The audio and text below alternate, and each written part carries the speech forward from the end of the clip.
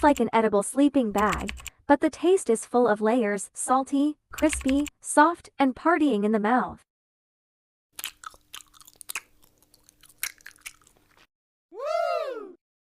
The outer layer is crispy like black armor, but the inside is exceptionally soft. This soup, it attacks my taste buds, but in a loving way.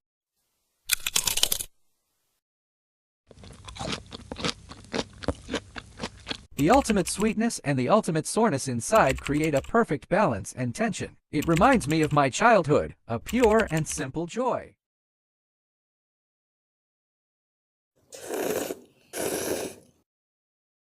Oh, my taste sensor is being fully activated. Sour bamboo shoots are undoubtedly the sole villain here, but their charm is irresistible.